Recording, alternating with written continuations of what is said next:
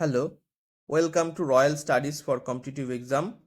আজকে আমরা একটা রিপোর্ট রাইটিং করব। রিপোর্ট রাইটিংয়ের টপিকটা হচ্ছে রিপোর্ট রাইটিং অন টেররিজম। তো টেররিজমের উপরে আজকে আমরা রিপোর্ট রাইটিংটা করব। তো যারা যারা আমার ইউটিউব চ্যানেলে নতুন, অবশ্যই চ্যানেলটা সাবস্ক্রাইব করবেন আর প্রত্যেকে লাইক, কমেন্ট এবং শেয়ার করবেন। এর আগে কিন্তু আমি দুটো ভিডিও অলরেডি করে রেখেছি, তার একটা প্লেলিস্টও তৈরি করে রেখেছি। তো আপনারা অবশ্যই সেখানে মানে আমার চ্যানেলে গিয়ে প্লেলিস্টের সেকশানে গেলেই কিন্তু ওই প্লেলিস্টটা পেয়ে যাবেন। এছাড়াও আমি ডেসক্রিপশানে এই প্লেলিস্টের লিঙ্ক দিয়ে রাখবো। তো যারা যারা আমার ইউটিউব চ্যানেল নতুন, অবশ্যই চ্যানেলটা সাবস্ক্রাইব করবেন আর প্রত্যেকে লাইক, কমেন্ট এবং শেয়ার করবেন। আর আমার টেলিগ্রাম চ্যানেলের লিঙ্ক ডেসক্রিপশন এবং কমেন্ট সেকশনে দেওয়া থাকবে। তো চলো শুরু করা যাক। আজকে রিপোর্ট রাইটিংয়ে করব draft A report on terrorism, a potential threat to humanity. একটি প্রতিবেদন লিখুন, সন্ত্রাসবাদ মানবতার জন্য একটি সম্ভাব্য হুমকি। তো টাইটেল ফার্স্ট আমাদের দিতে হয়, terrorism a potential threat to humanity, সন্ত্রাসবাদ মানবতার জন্য একটি সম্ভাব্য হুমকি, by a staff reporter, Kolkata, January 12। আমাদের এখান থেকে কিন্তু মেন বডিটা শুরু হচ্ছে, রিপোর্ট রাইটিংয়ের বডি। তো এখানে বলছে the entire world has a burning problem of terrorism. Has দিয়েছে, দেখো এখানে কিন্তু প্রেজেন্ট টেন্স ইউজ হচ্ছে, মানে বর্তমানে কিন্তু এখন সব থেকে যে আলোচিত এবং খুবই খুবই সমস্যার বিষয় সেটা হচ্ছে টেররিজম কিন্তু একটা বিশাল বড় সমস্যা। তো এখানে বলছে দেখো, সারা বিশ্বে সন্ত্রাসবাদ হলো এক বিরাট বড় সমস্যা। তারপরে বলছে the terrorist are the persons who have the only mission to create panic by bomb blast and by killing innocent people indiscriminately. তো এখানে দেখো হু এসছে কিসের জন্য, দ্য পার্সনসের জন্য। তারপরে কিন্তু এই দ্য পার্সন যেহেতু প্লুরাল ফর্ম, প্লুরাল সাবজেক্ট, তো তার জন্য কিন্তু প্লুরাল ভার্ব এসছে, হ্যাভ এসছে, ঠিক আছে। তো এখানেও দেখো টেররিস্ট, তারপরে কিন্তু প্লুরাল ভার্ব এসছে, আর এসছে। তো এখানে বলছে বোম বিস্ফোরণ এবং নির্বিচারে নিরপরাধ মানুষকে হত্যা করে আতঙ্ক সৃষ্টি করা ব্যক্তিরাই হলো সন্ত্রাসী। তো সন্ত্রাসীরা এখানে কারা কিন্তু ডিসক্রাইব করে দেওয়া হলো, ঠিক আছে। তারপরে কি বলছে, terrorist are fanatics sans emotions and compassion. তো ফ্যানেটিক সিনস মানে কি, তারা হচ্ছে মানে ধর্মান্ধ, ঠিক আছে। সিনস মানে হচ্ছে ছাড়াই। তো এখানে বলছে সন্ত্রাসীরা আবেগ ও অনুভূতি ছাড়া ধর্মান্ধ। টেররিস্ট আর ফ্যানেটিক্স সিনস মানে ছাড়া, ইমোশনস অ্যান্ড কম্প্যাশন, ইমোশন মানে হচ্ছে আবেগ, কম্প্যাশন মানে হচ্ছে সহানুভূতি। তাহলে সন্ত্রাসীরা আবেগ ও সহানুভূতি ছাড়া ধর্মান্ধ তারা। তারপরে বলছে they do not distinguish children, woman and young or old and never separate people of different religions. তো এখানে বলছে তারা শিশু, মহিলা এবং যুবক বা বৃদ্ধকে আলাদা করে না এবং বিভিন্ন ধর্মের লোকেদের আলাদা করে না। তারা মারতে হলে সবাইকে মেরে দেয়, কোনো কেউ কে কোন ধর্ম বা কিছু, বা সে যুবক না নারী বা শিশু বা বৃদ্ধ, তারা কিন্তু বিচার করে না। তারা কিন্তু কোনো কোনো কারোর প্রতি সহানুভূতিশীল না তারা, ঠিক আছে। তো নেক্সট স্লাইডে চলো।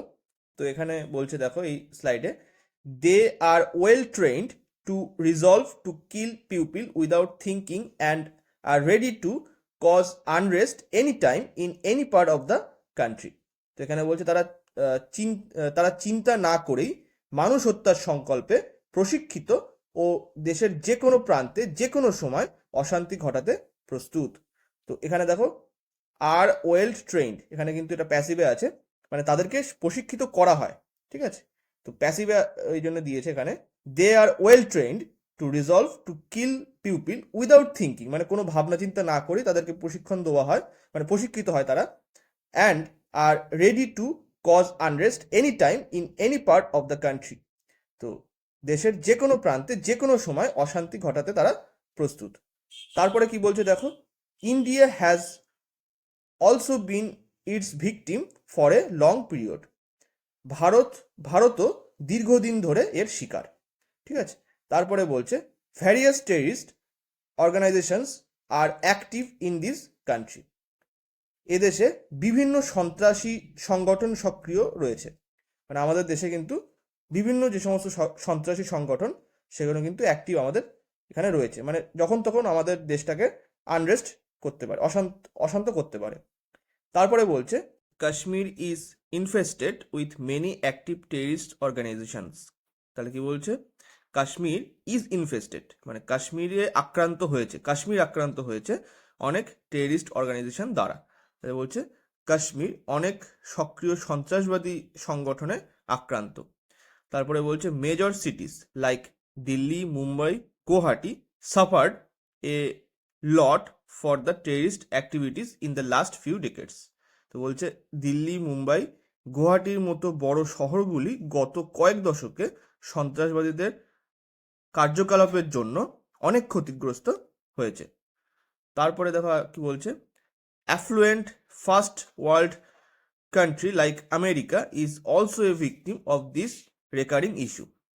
তো এমনকি অ্যাফ্লুয়েন্ট মানে কি, এমনকি আমেরিকার মতো যে ফার্স্ট ওয়ার্ল্ড কান্ট্রি সেও কিন্তু এই সমস্যার সম্মুখীন হয়েছে। তো বলছে আমেরিকার মতো ধনী প্রথম বিশ্বের দেশও এই পুনরাবৃত্তিমূলক সমস্যার শিকার হয়েছে। নেক্সট চলো, এখানে কি বলছে দেখো, ইট ইজ পারসিউমড মানে কি, ধারণা করা হয়, দ্যাট মানে যে the neighbouring country like Pakistan has its diplomatic interference মানে কি, এখানে হচ্ছে কূটনৈতিক হস্তক্ষেপ, interference in dealing with terrorism activities in India regarding the dispute in Kashmir. তাহলে কি বলছে, ধারণা করা হয় কাশ্মীর বিরোধ নিয়ে ভারতের সন্ত্রাসী কর্মকাণ্ড চালানোর পাকিস্তানের মতো প্রতিবেশী দেশটির কূটনৈতিক হস্তক্ষেপ রয়েছে।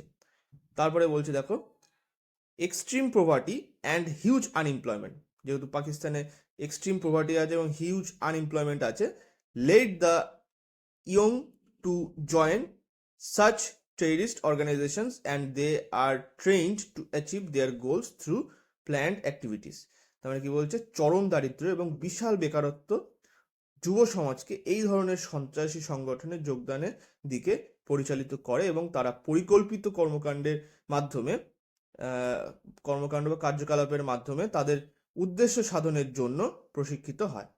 তাহলে যেহেতু পাকিস্তানে এরকম এক্সট্রিম প্রভার্টি এবং হিউজ আনএমপ্লয়মেন্ট আছে, তারা কি করে, এই সমস্ত যে টেররিস্ট সংগঠনগুলো আছে সেখানে যুক্ত হয় এবং তারা পরিকল্পনা মাফিকভাবে এই সমস্ত কর্মকাণ্ডগুলো ঘটায়। তারপরে বলছে দ্য অর্গানাইজেশনস দ্যাট ব্রিড মানে কি, এখানে বংশবৃদ্ধি করা, কাদের, এই টেররিস্টদের। The organisations that breed the terrorist are shrewd and unscrupulous. তো শ্রুড অ্যান্ড আনস্ক্রুপুলাস মানে কি, এটা হচ্ছে বুদ্ধিমান এবং নীতিহীন। তা shrewd and unscrupulous to instil in young men distorted motto of religion and sentiment and motivate them to work. তাহলে কি বলছে, এই সমস্ত যে অর্গানাইজেশনগুলো তারা এই টেররিস্টদের বংশবৃদ্ধি করে কিভাবে, যে যে সমস্ত যুবকদের মধ্যে এই ইনস্টিল মানে হচ্ছে মধ্যে কোনো মানে বুদ্ধি আছে কিন্তু নীতিহীন তারা, তো তাদের কি করে, তাদেরকে ডিস্টর্ট করে মোটো অফ রিলিজিয়ান মানে কিসের দোহাই দিয়ে, ধর্মের যে সেন্টিমেন্ট সেইগুলোকে দিয়ে তাদেরকে ব্রেন ওয়াশ করে, ঠিক আছে, মোটিভেট দেম টু ওয়ার্ক, তাদের সাথে কাজ করতে। তারপরে বলছে দেখো, এখানে দেখো একবার দেখে নিই, যে সংগঠনগুলো সন্ত্রাসীদের বংশবৃদ্ধি করে তারা বুদ্ধিমান ও নীতিহীন যুবকদের মধ্যে ধর্ম ও আবেগের বিকৃত নীতিবাক্য তৈরি করে তাদের কাজ করতে উদ্বুদ্ধ করে, ঠিক আছে।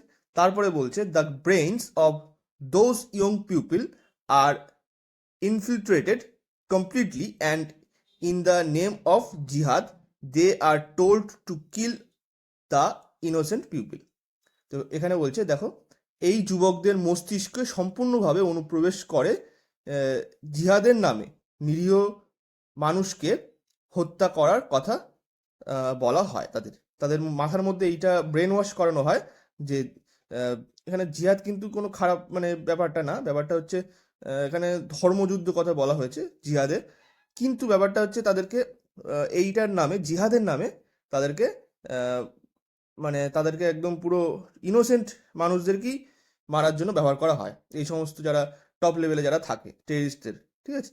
তারপরে কি হচ্ছে, দেয়ার মাইন্ডস, দেয়ার বলতে এখানে ওই সমস্ত ইয়ং পিপল যারা খুবই বুদ্ধিমান এবং নীতিহীন, তাদের মনের মধ্যে এই সমস্ত জিহাদের মতো যে জিনিসগুলো ঢুকিয়ে দেওয়া হচ্ছে, ব্রেন ওয়াশ করা হচ্ছে। তারপরে কি হচ্ছে, দেয়ার মাইন্ডস, তাদের মন, are being replete and replete with poison, মানে বিষে পরিপূর্ণ হয়ে যায়, অ্যান্ড দে বিকাম ফিউরিয়াস, হিংস্র হয়ে ওঠে, টু টেক রিভেঞ্জ, মানে টেক রিভেঞ্জ মানে প্রতিশোধ নেওয়ার জন্য হিংস্র হয়ে ওঠে।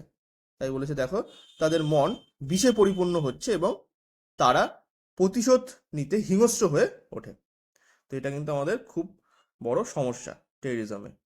তো এটাই লাস্ট ছিল এই স্লাইডটা। তো ভিডিওটা ভালো লাগলে লাইক, কমেন্ট এবং শেয়ার করবেন। Thank you.